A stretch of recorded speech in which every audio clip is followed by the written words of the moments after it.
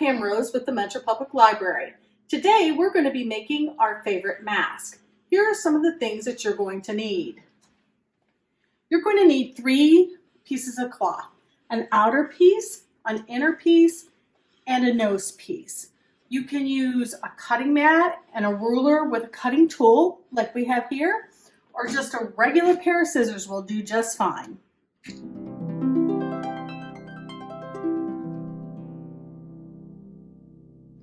Okay, before we start to sew, we need to do a little prep work. You're going to start with your smallest piece, which is 3 by 4 inches.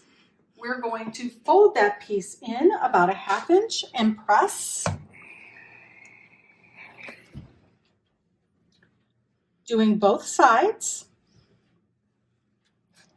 This will hide your raw edges. It's also a way that you can make your bias tape.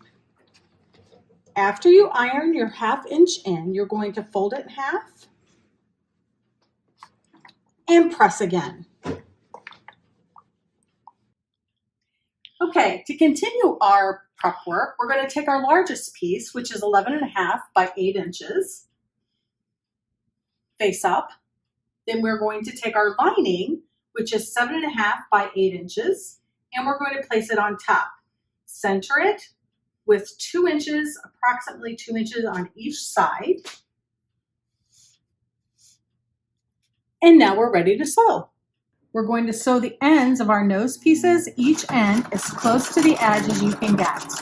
Now we're going to sew the long side about a 1/4 inch, which is right at the foot of your sewing bed. And you're going to sew all the way down.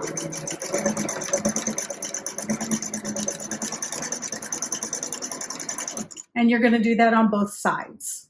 Now we're going to flip our mask right side out and give it a good press.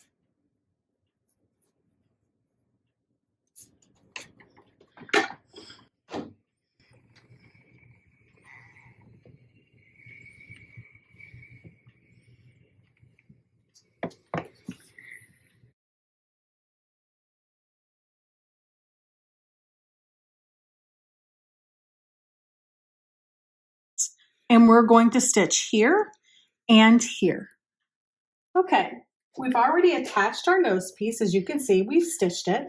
And then while we finished that, we actually just ran another a line of stitching to clean this up before we start our pleating.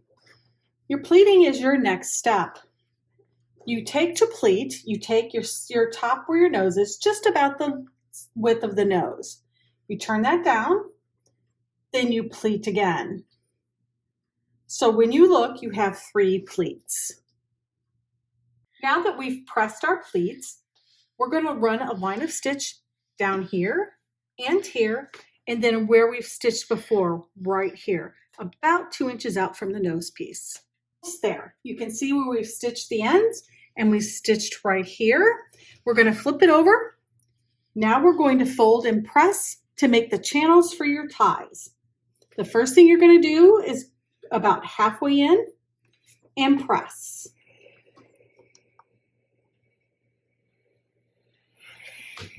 Then you're going to fold again and press. Make sure you give this a good press. You're going to do this on both sides.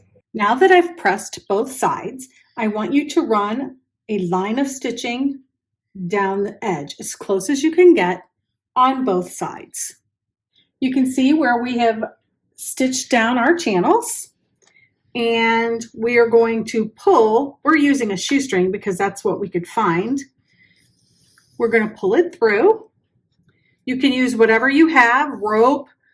We've used several different things, and you now have a tie for your mask.